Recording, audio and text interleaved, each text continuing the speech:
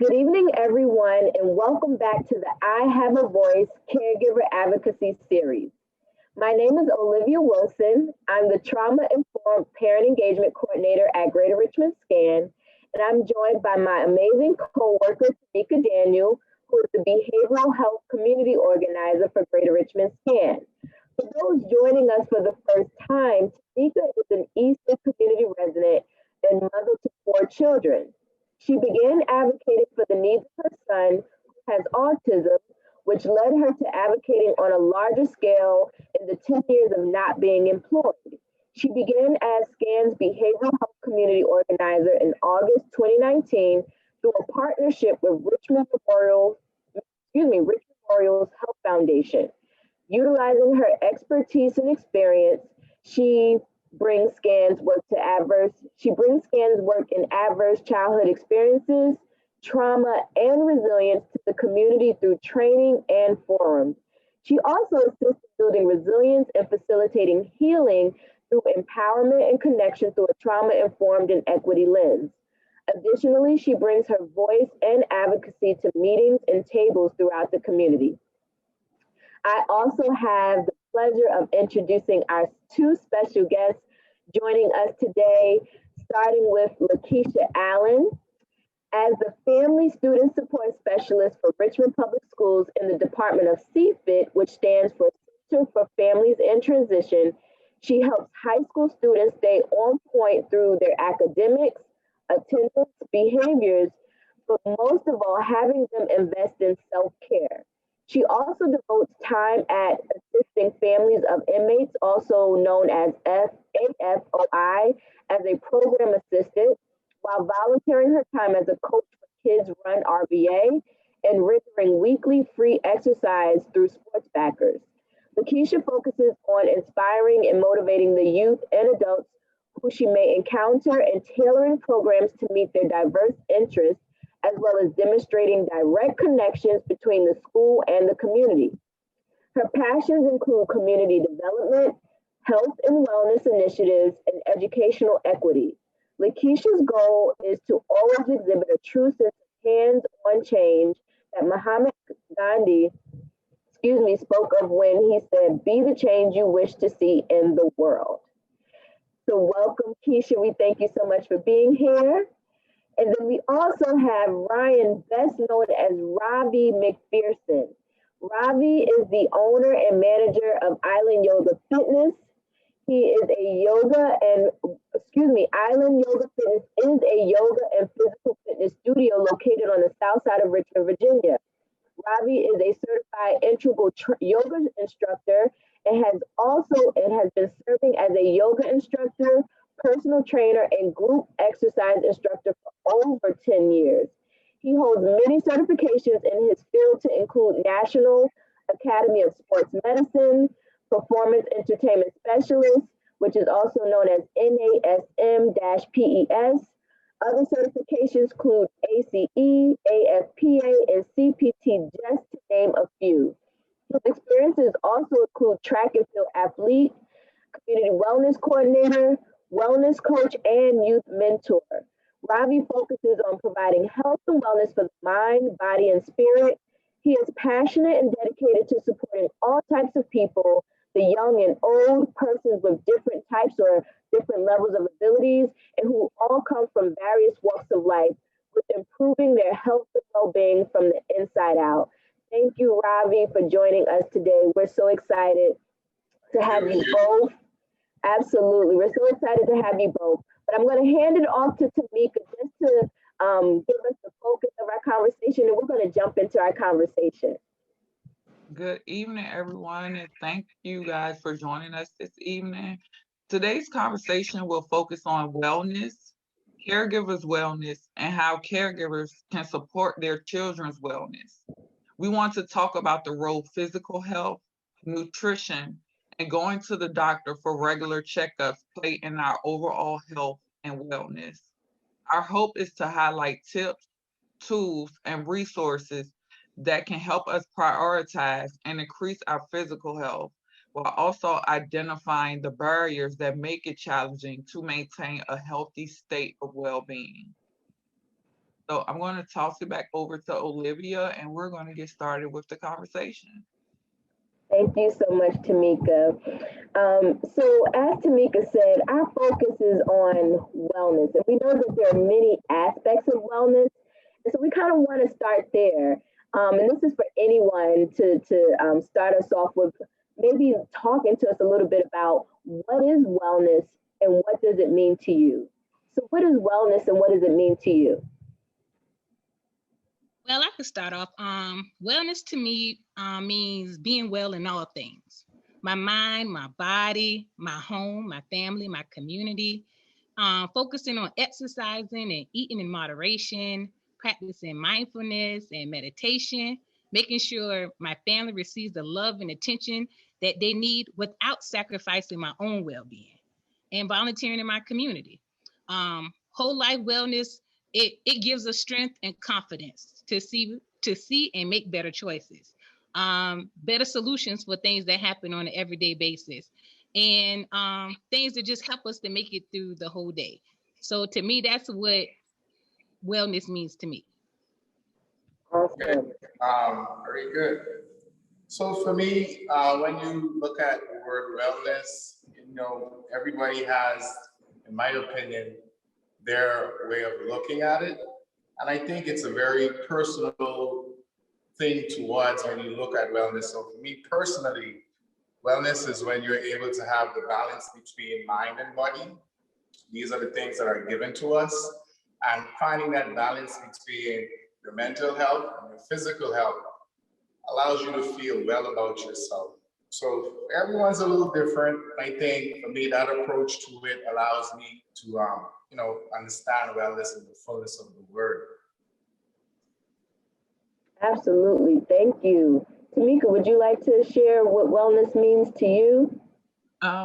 This is one of those things where I'm still learning, so I'm here to pick up a lot of the information given because for me, for a long time, I didn't care about my wellness. So to me, my wellness was making sure my kids were good. So I neglected myself a lot. So for the most part, to me, wellness was just about the physical. I never included my mental in any of it until it was almost too late. Mm, I Right. understand that, Tamika. That's what a lot of caregivers, parents do. They sacrifice so much of themselves to make sure that their kids are mentally, physically, and emotional well that we forget about taking care of ourselves, knowing that we are the foundation. So if we're not well, then they aren't well. And that Right. continues to like all aspects of our life. Even getting up in the morning. You already know, okay, you're in a certain routine. Something small can knock you off balance, but you know in your head, I have to push. I have to make sure I stay on target. But that's all about the wellness of your whole body. Right, I agree with that. It's important to when we, like I said, when we look at it from a personal perspective, because the word wellness itself, to everyone that's going to mean something different. Um, but the balance in that is understanding that am I mentally okay and am I physically okay? The way that we approach that is really different. And her situation, like she said, she looked at it from a more physical aspect, right? So it's finding that balance and to really put that into literal words where people can really understand that is when you don't feel okay, and that's mental first, that's going to affect your physical. So even for you, oh, I have to take care of my responsibilities, especially when it comes to kids, they're going to learn more from what they see as opposed to what we tell them. And I can speak from example, right? So the way that I am now is basically what I saw as a kid growing up, right? It influenced the way that I go about my day, it influenced the way that I do things. So kids, especially when they're young, it's very important for us to kind of have that example for them to follow when we look at that word too, wellness. this is awesome. We're starting off already, I think, in such a powerful place as we, like you said, take our as we give our individual and personal inputs about what wellness means to us. or what it is, how you define it and what it means to us. And so I think we're already starting off in a place that's kind of enlightening each of us already. Just to kind of summarize what I heard so far is that Keisha said that, wellness for her is really just having a state of wellness in all aspects of life, whether it's physical, mental, spiritual, in our relationships, and, connecting with people and doing wellness can occur in so many different areas of our life, but it also, you do that without sacrificing the self. And so making sure that taking care of the self while also taking care of others is important. And then Ravi, you talked about this balance, how gaining this level of understanding of the balance between the mind and the body, or the mental health and our physical health, is going to play a huge role in helping us to achieve this understanding of wellness. What you said is so key, is personal. So I think that's a good point, and we're going to continue to explore that. We're going to deepen that. And thank you, Tamika, for even just being honest to say, you know what, I'm still learning, because for a long time, I didn't really truly know what wellness meant. Wellness was just about making sure my kids were taken care of and well. But as Keisha said, as parents, we're the foundation. And so if we're not well, we really can't be the best examples for our children when we're trying to talk about or demonstrate wellness. So let's stay in that pocket there. I want to follow up with that by asking, and we kind of already started going there, what role does physical health, so talking particularly about physical health, what role does physical health play in our overall wellness? Why is physical health so important? Again, so, when you're working towards that balance, the physical part, your physical activities, whether it be walking, exercise, walking is a form of exercise, or it can be, any activity that you do that allows your physical being to probably work at its best. So strength is one aspect of your physical being. When you're physically strong, you feel well about yourself. So it also translates in that regard. So, physical activity, whether it be walking, exercise, which is a form of exercise, it gives you that strength. Strength is one aspect of wellness. When you feel strong, you feel like you're well, you're able to do things a little bit. A little Ravi. Yeah.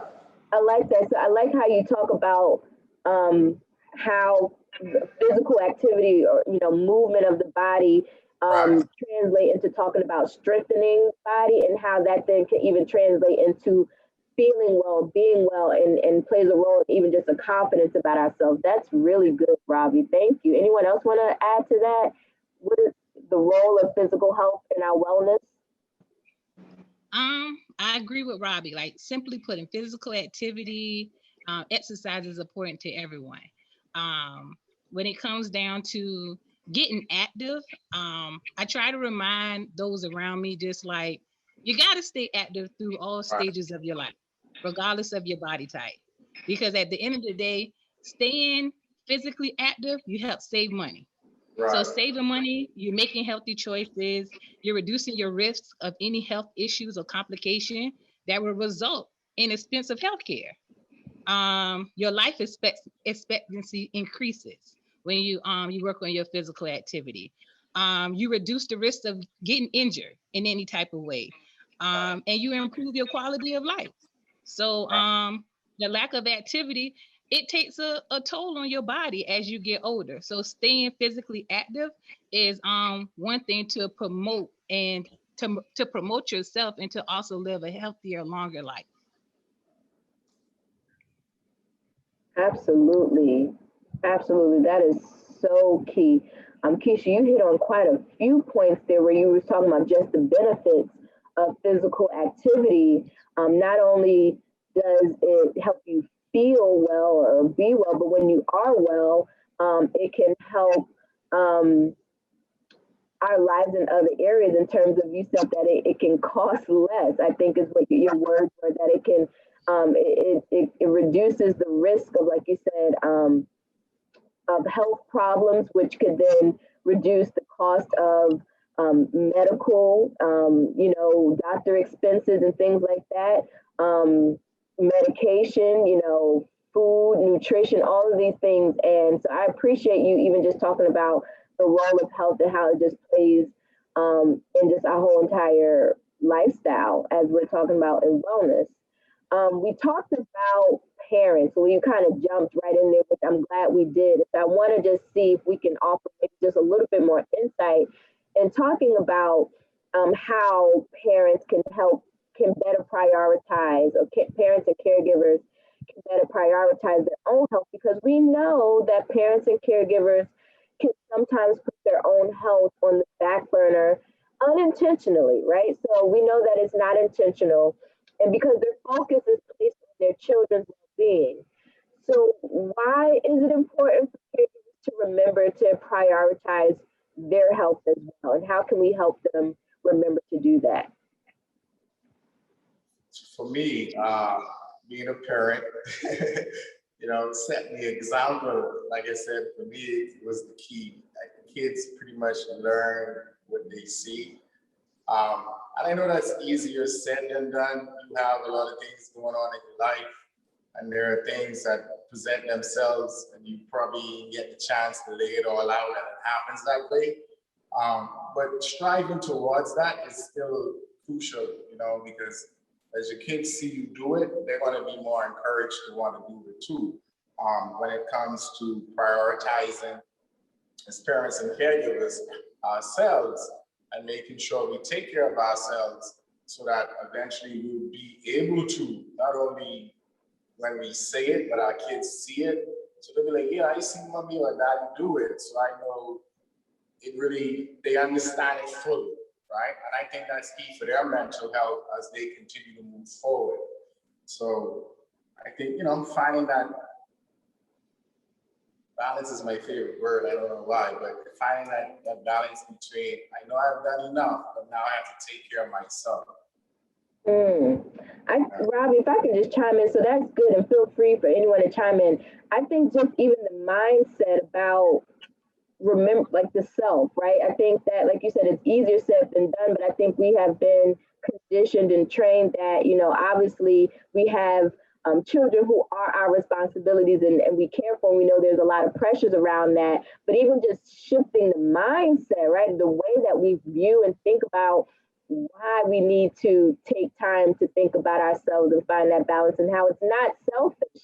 I know, Keisha, you do a lot about self-care, and so would you have anything to add to this conversation about parents and caregivers finding ways of remembering to prioritize their own health as they care for their children?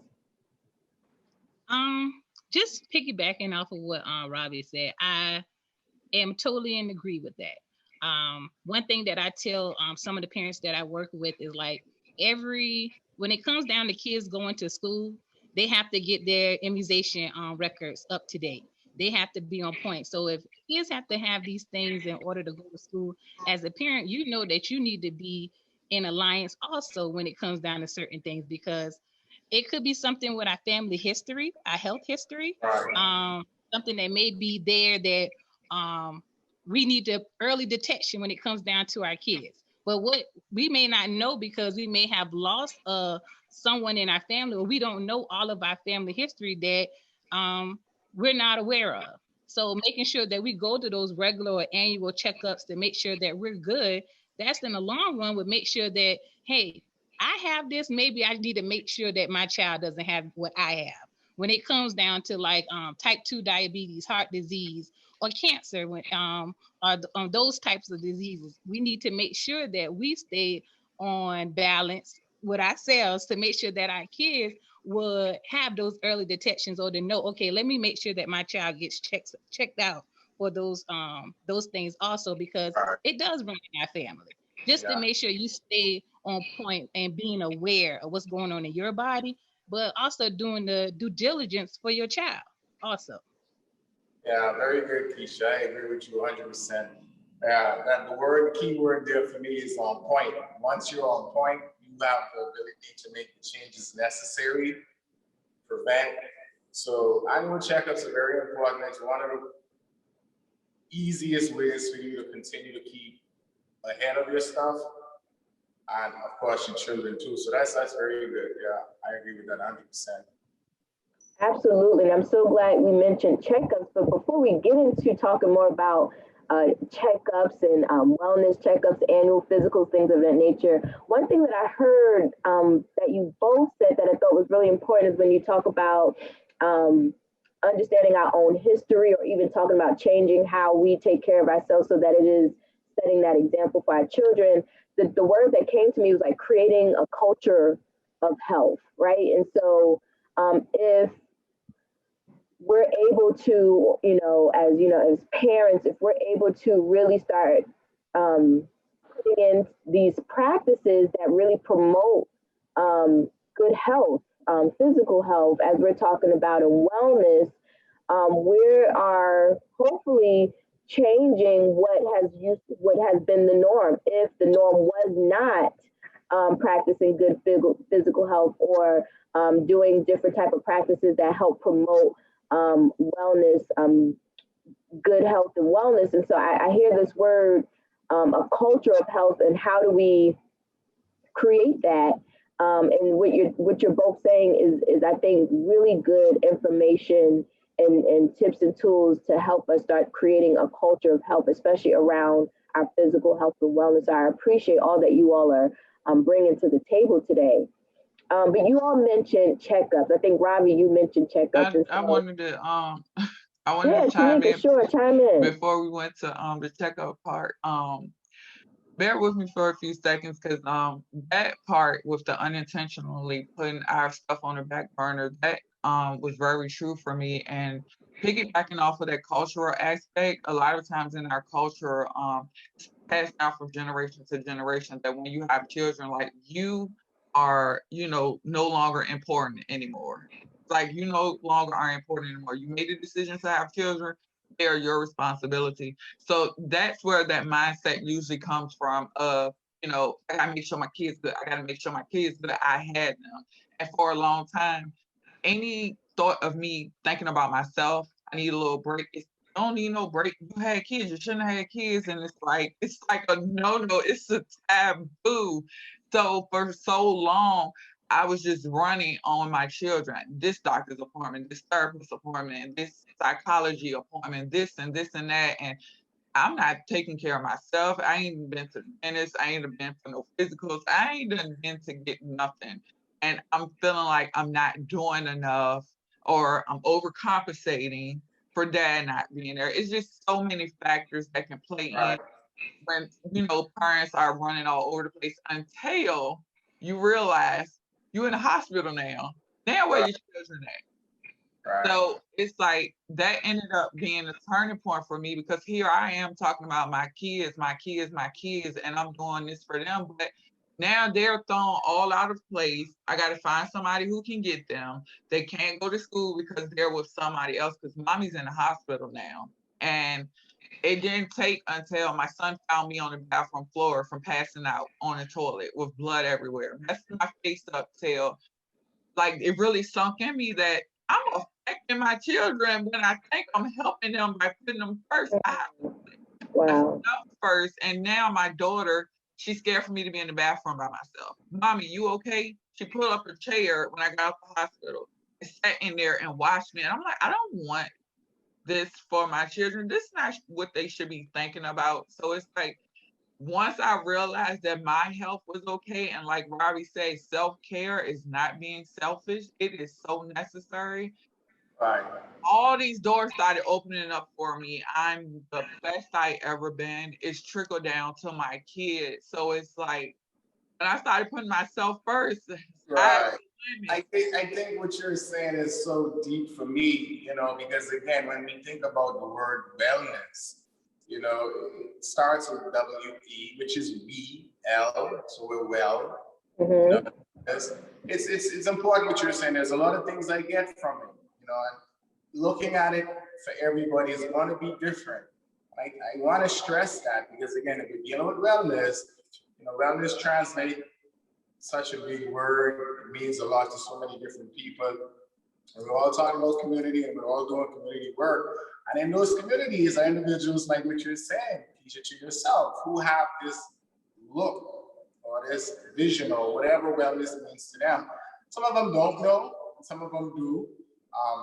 Things like what we're doing now help to educate and bring more attention to the word, so that's why I enjoy the word. I told Olivya in the beginning, I like the questions because it helps you to take a look at yourself first.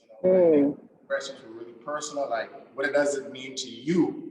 So what does it mean to Ravi and all the other panel guests here? So it's, for me, that's deep, but I take so much from what you just said. Yeah. Absolutely, yeah. Tamika, I appreciate you, and I say this to you all the time. Your transparency and your true stories of experience really helps.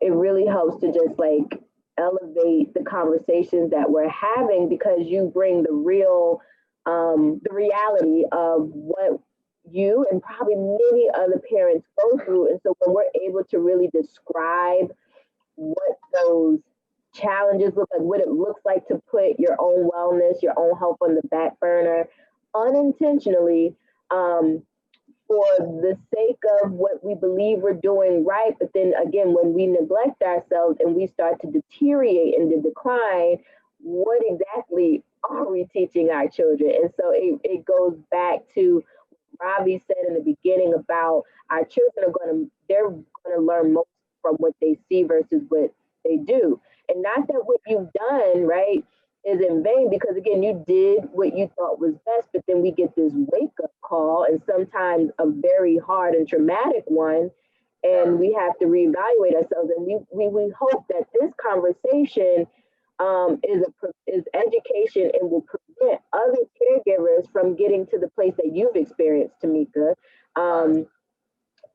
That, or if we have been experiencing similar situations to what Tamika's story is, that we can start to make some changes. We can start to do some self-reevaluation and putting ourselves first. And when we say that, we're not talking about being selfish. We're talking about how do you care for yourself for the benefit of someone else. And so we can't, we have to take care of ourselves so that we can take care of the community as best as we can. And so I appreciate all that has been saying. Any other thoughts? I want to jump back into talking about checkups, but any other comments or thoughts about that? Okay, and so we understand that part of taking care of ourselves and wellness is prevention, right? I think someone said the word prevention earlier. And so wanting to maybe focus our attention on annual physicals or whatever terms people use these days, other wellness checkups, why are those important as it relates to wellness and our physical health? Just like Keisha said, it puts you on point. Once you're on point, you're able to stay one step ahead. Mm-hmm. Yeah, it gives you the opportunity to prepare for any changes. So those things are crucial. And when it comes to community, again, wellness, the community wellness, helping more with education, stuff like what we're doing now, to help people understand how important it is if they have the opportunity to get those annual checkups, whether some wellness centers in your community offer them for free, or any means that you can pretty much get your hands on that would help or aid you in understanding what's going on physically and mentally. Like you just said, the word on point. Yeah, that's crucial. I feel you with that one. I guess like with the regular checkups, they can help you find the potential health issues that you have a problem, that something is not right. Making sure you're getting the correct health services, screenings, treatment. You're taking important steps to living a better and healthier life. There are different benefits for checkups. You reduce your risk of getting sick. That's number one. They can detect potential life-threatening health conditions or diseases early. Increase your chances of having treatment or even a cure for something that you don't even know that you have. You limit your risk of complications, going through those risky conditions. you increase your lifespan and you improve your health. You reduce your health costs at the end of the day. And then depending on who you go to, you develop a long lasting relationship with your doctor, which can be more efficient than we actually think it is when you have that relationship with someone who knows your body more than you know your body, basically saying. Absolutely. So it sounds like to me, what you both said, one thing that I really liked at the end of what you just said, Keisha, was this relationship with doctors. And the first thing that came to my mind is when, I've gone to financial meetings, and oftentimes they're talking about having a team, right? Who's on your team? And so I think about other aspects of our lives when we talk about wellness. Who's part of your wellness team, right? We can't not the doctor for all of the reasons you just listed, Keisha, for why regular checkups and wellness checkups are so important, and how that doctor building that good relationship with a trusted physician can be part of your wellness team. And then I loved what Ravi said. Also, you said in a very nice way about how it's prevention. But then it's also opportunities for where you go and you may find out information that allows you to prepare, use the word prepare, and so that you can take some other actions and steps to, get you on point, like on track to making the decisions that you need to make to improve or, increase your health and wellness. So this is great insight. I appreciate you both so far with everything that you're sharing. Any other thoughts or questions about, again, the importance of all types of checkups? Because we know we have regular PCP appointments, or if there's appointments with specialty doctors or dentist appointments or women's health appointments. So we wanted to use the regular checkups broadly, understanding that there's all types of doctors that we should probably be following up with regularly to understand what's going on in our bodies for all of these amazing reasons that you all shared. Because I think also, Olivia, some people may feel that they're afraid to go to the doctor, or it's scary that with that being there, it's like, I don't want to go because in the past I've seen my family members go and it's always bad news. Mm-hmm. And that is something that turn someone away for just making sure that they get those regular checkups on a regular basis. So what I do, and I tell those who are around me, like, regardless of what the news is, we're here together to make sure that you get better, you get whatever treatment that you need to do. But again, if we get those regular checkups, that early detection can make sure that we stay on point. We have to get this negativity out of our mind that going to the doctor is a death sentence when it comes down to a lot of folks. And understanding that this is a time for us to change the path of our life. We have to know what's going on with our body, and we don't want to find out what's going on with our body when it's too late. Mm-hmm.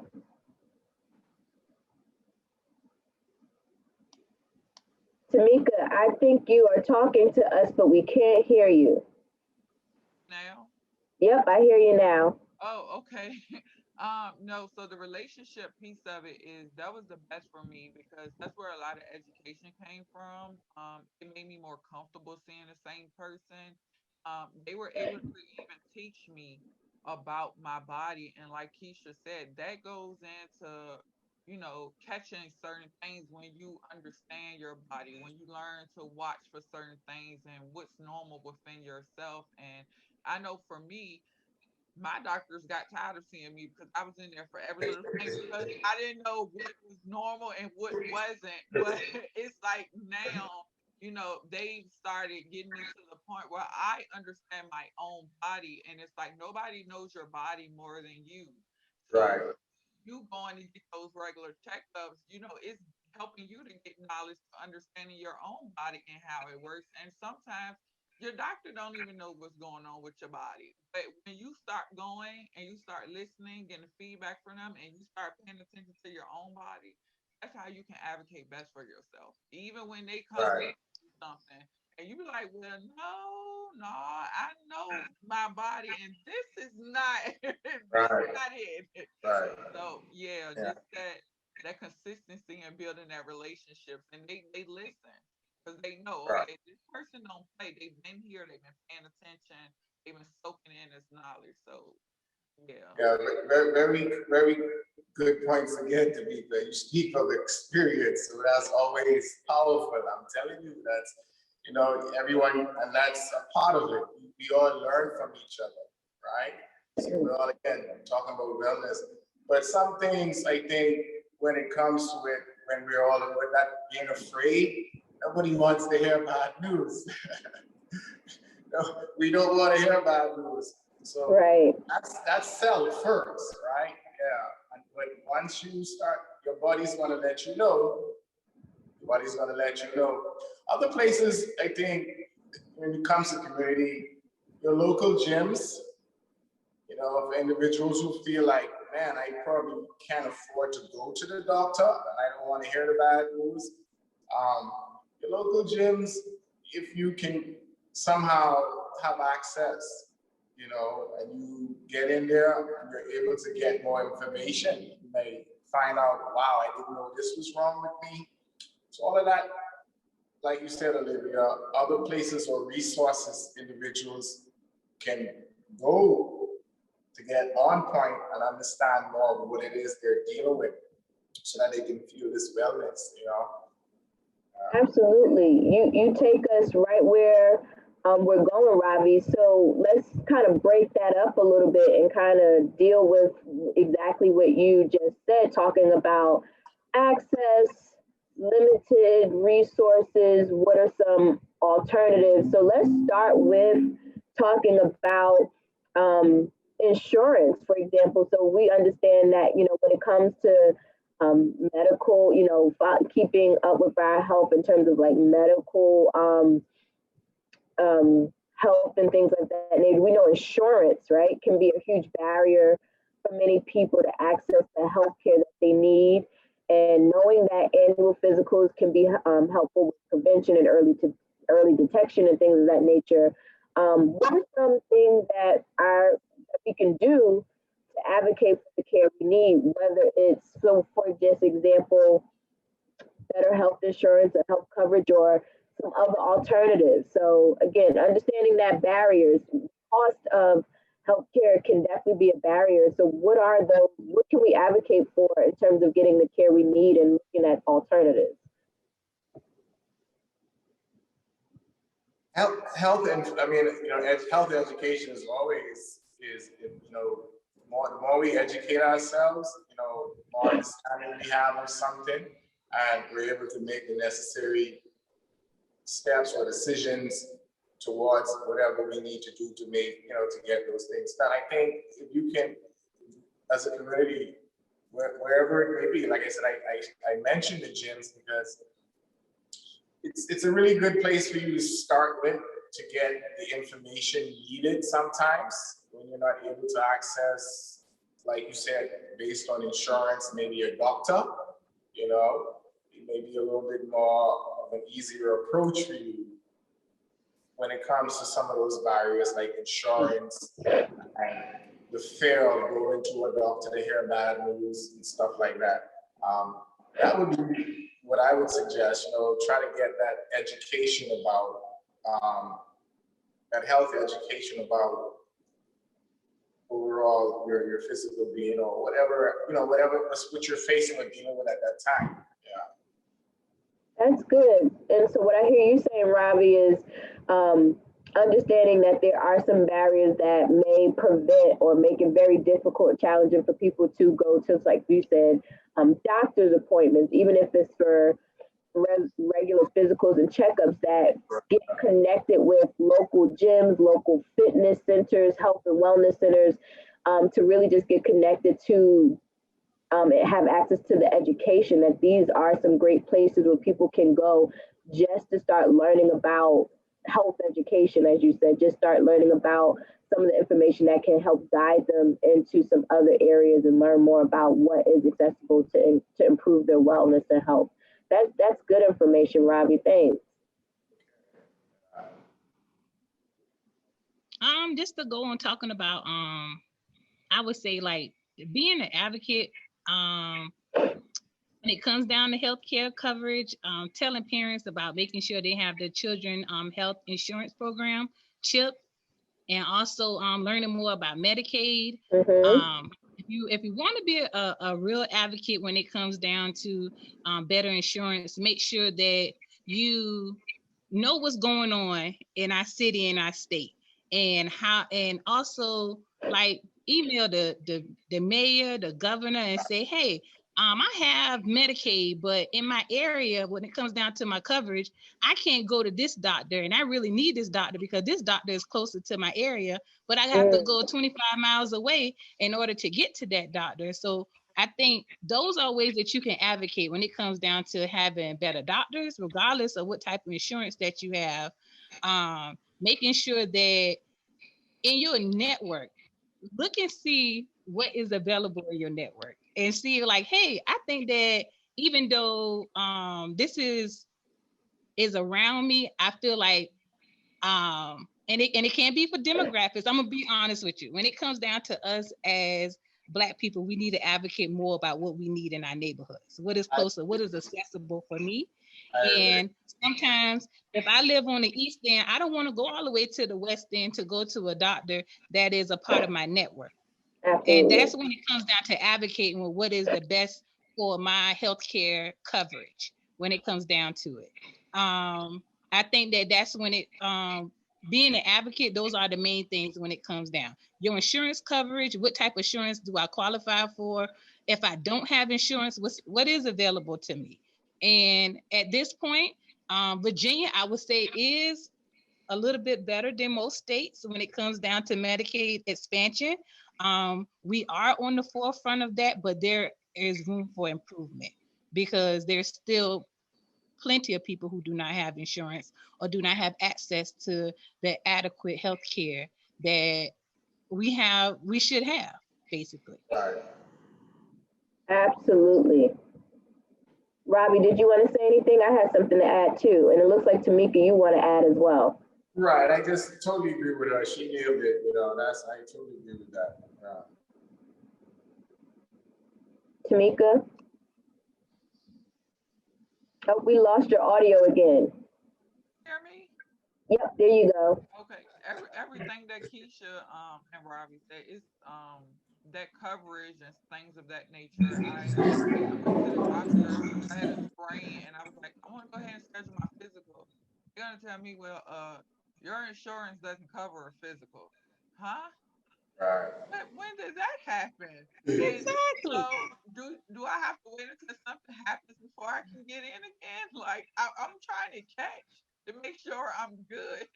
So it's like now I have to do research to figure out why my physicals all of a sudden aren't being covered, and they're telling me I can get the physical, but the blood work I will have to pay for. Huh? That's the most expensive stuff. Yeah. I'm confused. So, Keisha, everything you said is like basically doing your research and understanding the Medicaid system and the laws and all of that stuff, because that had me dumbfounded that I could get physicals at one point, and now, oh, your insurance don't cover it. Absolutely, Keisha. We might have to ask you to send us that list again so that we can, post it, and because you had some good specific steps. And so, actually, if you don't mind, can you just repeat a couple of those advocacy tips you shared, just so that the people truly heard what you said? Some steps we can do to advocate for, better health coverage and better doctors, and what's lacking. What can we do again? I would say take the broad approach in ensuring that you have adequate funding for Children's Health Insurance Program, which is CHIP, and to also retain Medicare. Making sure what doctors are in your network, what is accessible to you and where you are. Making sure that you let the legislative, the mayor, letting the governor know, like, hey, this is what I need when it comes down to being accessible to doctors when it comes down to my health. Even if you do have Medicaid, advocate with how, when it comes down to reinstatement, is it an easy process or is it a hard process? They need to know that they need to make it accessible for you, because you are the one that is assessing all of this. You need this. So make sure that when you go through the process of Medicaid, if you don't have an insurance or you're applying for different insurance, let them know. Write an email, call their phone, and leave a message. But also be an advocate for yourself, because this is your health that you're talking about. Because most people don't know about reinstatement or what you have to go to when it comes down to reinstatement when you have Medicaid. Also, if you don't even have insurance, did you know that if you go to the hotel, not the hotel, hospital, that there are caseworkers on there, and there is funding there at the hospital that they can help pay for your medical bills. That those things like that, being an advocate and understanding that stuff is what you need in order to live longer, to make sure that you have access to everything that everybody else has access to. Absolutely. Thank you so much for just sharing that again. I wanted to make sure we really got that and heard it clearly. So thank you again, Keisha, and thank you for everyone who has chimed in on this question about advocating for the care we need when we know insurance is a huge barrier for many people to access the health care that they need. And so even in that vein, talking about access and having either no or low, no coverage, we want to start maybe highlighting what are some resources that are available. And even Ravi, you started talking about gyms, access to gyms. And so thinking in that same vein, we know gyms are very important to our communities, but can you even talk to people who may even have difficulties accessing gyms or maybe can't afford gym memberships or personal trainers? How else can we help people practice physical exercise even without some of these options? All right, that's a very good question too, Olivia. And it's important because again, Keisha, I just love what she said. She's really given us a whole broader view on the ways that we can approach this wellness thing for each individual. But to answer your question, Olivia, you have to be self-motivated in a sense. I mean, you don't want where it becomes a real health issue, then you're trying to approach that which you're asking, because at that point it's a little bit more difficult, right? So, self-motivation has to be a part of it. And then there are many different avenues now. You have online courses or online videos that are actually free, that individuals can actually be at home. Walking in the park is another way of doing something where, I don't have the means or the money or whatever to go to a gym. If you can get out and walk, have a good intentional walk, that's very important in the steps towards wellness. So there are different ways online, and then even having a chance to walk out to the park can be a great way for individuals to try to approach that. Absolutely. So that's a good place to start, Ravi, when, in terms of responding to that question. One, you just want to make sure that we're talking about being motivated, right? And being proactive and not waiting until we're in crisis, which, like you said, makes it a lot more difficult to really even try to navigate trying to find the type of support that we're needed. But if in fact that there are like these barriers where we just can't afford, like you said, our local gym, and though we know that there are a lot more affordable fitness centers that's in our community, for those who, again, find challenges with accessing gyms and other type of facilities like that, there are so many avenues that I heard you say, Ravi. We have online resources that can assist us and aid us in getting physical activity. We can go back and remember the basics of just, walking. And even if some of us may not have the ability to walk, there are some other physical ways we can even move when we're limited to our spaces. And so other ways that we can move our body as well. So I appreciate you really reminding us of that. Yeah, the walking, that was it for me. I know for me, the decision to maybe walk to the store instead of getting on a bus. Like just little things like that, getting it in. Like even when I couldn't make it to the gym, I would have to be intentional because sometimes I could get lazy and just be like, look, I'm gonna catch this bus. And then I'll be like, oh no, I can walk. Let me go ahead and get this walk in. Right. Yeah, so just trying to squeeze it in every now and then if it's possible.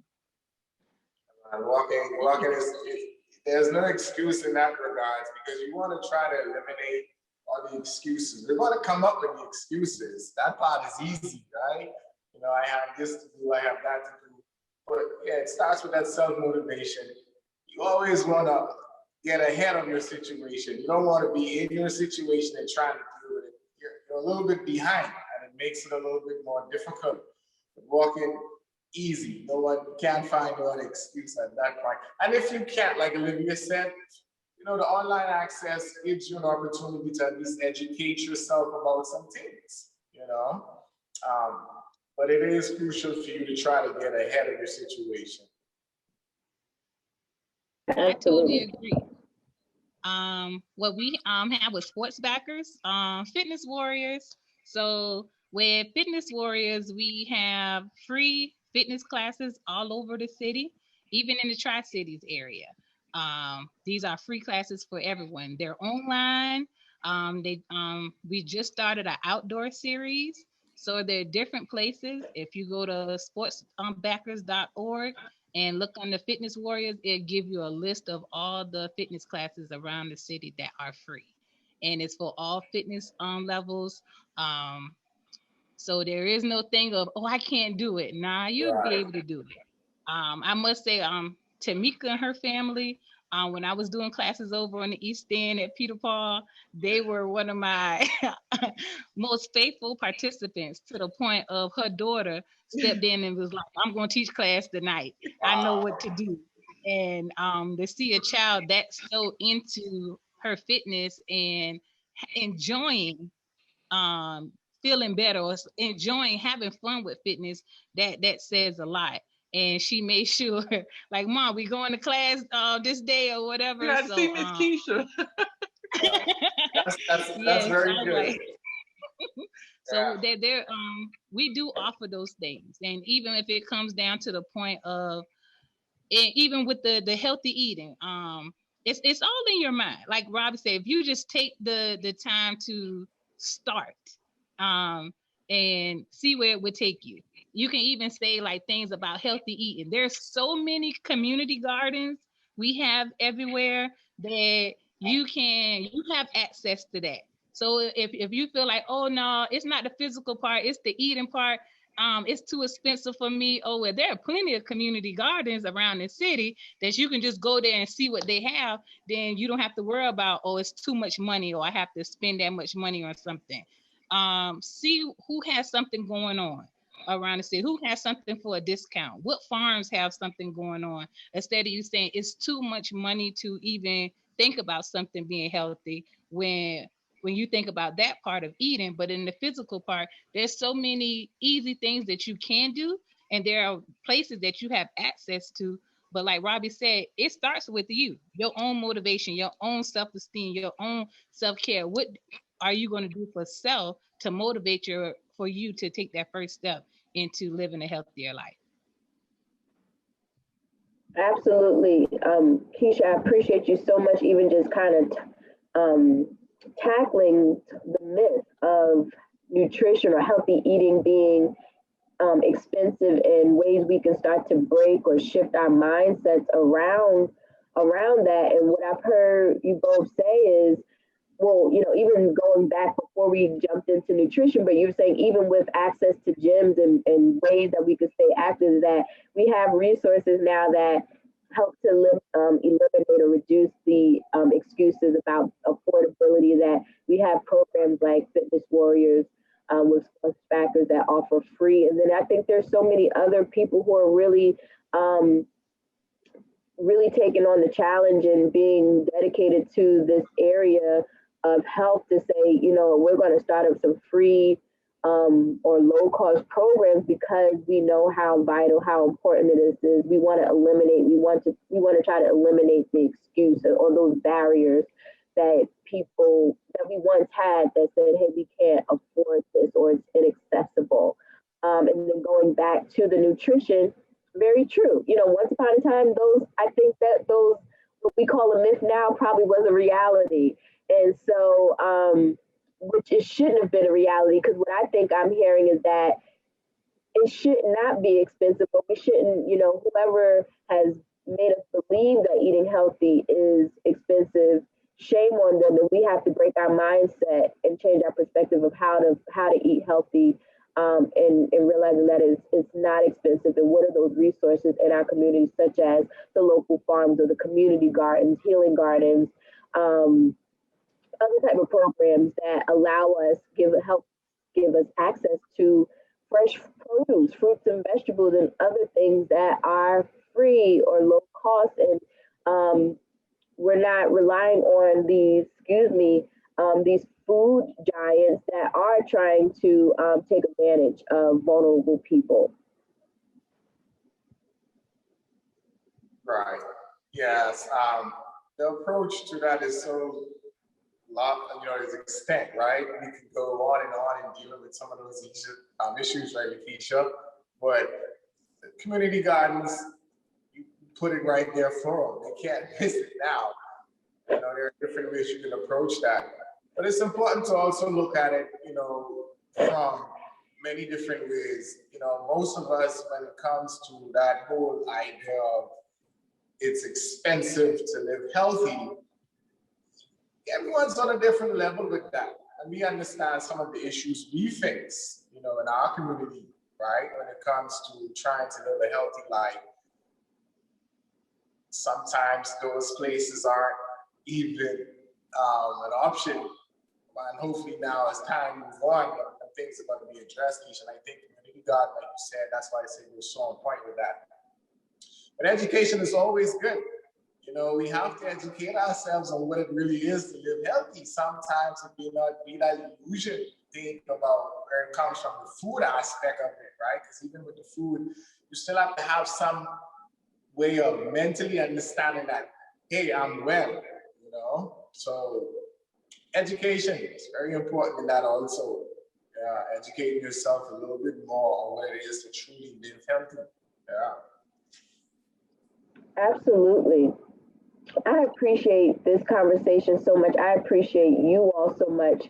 We are coming to the end of our time, but I did want to just see if there were any parting thoughts from everyone. Are there any parting thoughts that you would like to leave with our viewers as we get ready to close out our time together?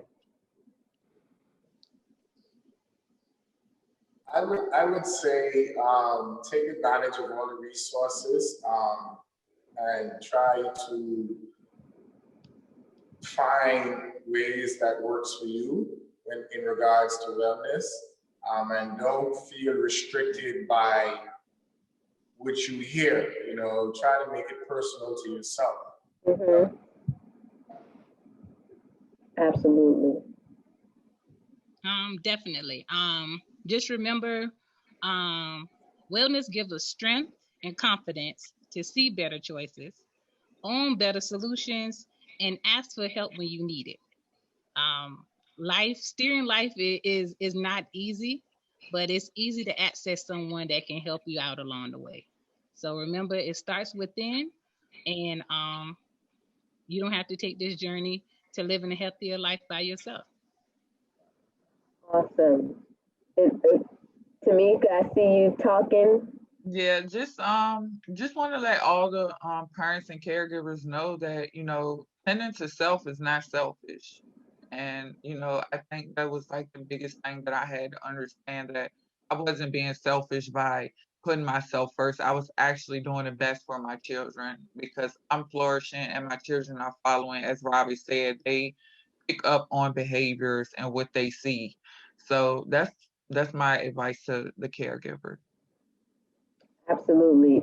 Those were awesome parting thoughts. Wellness is personal, but we don't have to do it alone. And remember that we have to take care of ourselves first so that we can, number one, be well, be our best selves, and then also be able to care for those who are in and around us that we're responsible for, such as our children and other family members and loved ones. And so I thank you so much. I'm going to turn this over to Tamika, who's going to close us out. Thank you guys so much for being here. This was an awesome conversation. Thank you. I'm sad that we've come to the end of our time. So again, Keisha and Ravi, thank you so much. And I want to thank everyone for tuning in. We hope that you found this conversation motivational and helpful. We will be back on May 19th, which is next week. This one was a little behind schedule, but we will be back on May 19th at 7 p.m. on Stan's Facebook page for our live topic. Next week, it will be on advocacy and rest. So please be kind to each other and take care. And we look forward to staying connected with you. Thank you.